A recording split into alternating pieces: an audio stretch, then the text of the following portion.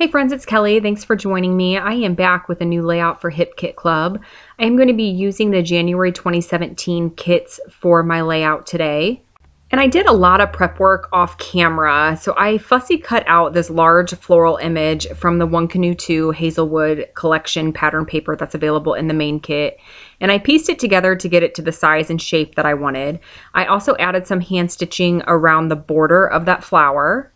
I also took some of the butterfly rub-ons from the One Canoe 2 Hazelwood collection and just placed them onto vellum first and then fussy cut them out. This way I can use them as ephemera pieces on the layout versus rubbing them directly onto the paper, because once they're there, there's no moving them. I also did that same technique in my last video. There I was showing you the photo that I'm going to use for my layout, and that is of me and my husband, and I snapped it right before we were getting ready to go out for a date night. I grabbed a couple of the Project Life cards thinking that I was going to use those as layers behind my photo, but I ended up deciding against it. I felt like there was so much going on already on the layout with that large floral image that too many layers behind the photo would be too distracting. So I ended up settling on just a layer of vellum behind the photo. So now I'm just trimming this vellum down to size, and then once I'm happy with that, I'm going to bring in my liquid adhesive and finish tacking down that floral image just to make sure that none of the edges are going to curl up around the stitching. Now, the reason I didn't have this whole process recorded was, well, number one, it's not very much fun to watch somebody fussy cut or to hand stitch. But number two, I couldn't find my SD card that I used to record the videos. And I was a little bit panicked about it because there are photos of my son and my new nephew that was just born a couple weeks ago on that SD card. And I didn't have those photos transferred onto my computer yet. So I was a little bit panicked that I had lost those photos. But my husband ended up finding the card and it's all good. And I was able to record. But I was getting close to my deadline on needing to have this layout finished. So I had to get it started so I knew I would have it finished in time. So I apologize that I don't have the whole thing recorded. But like I said, it's not very much fun to watch somebody fussy cut. So you really didn't miss a whole lot.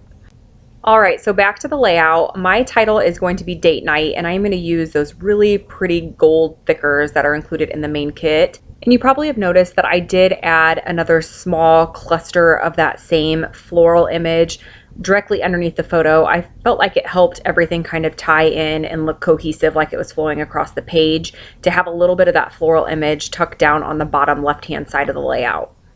So I wanted my title to look grounded. I didn't want it to look like it was just floating in the center of the page. So I thought I would tear one of the exclusive washi stickers that's included in the embellishment kit and just tuck it right underneath the title. But these washi stickers do not tear very easily. So I ended up having to use my scissors to cut just a little way down into the sticker, and then I tried tearing it. The first time I did it, it did not tear the way that I wanted. The second time it worked much better, and thankfully there are two of each pattern on that washi sticker sheet.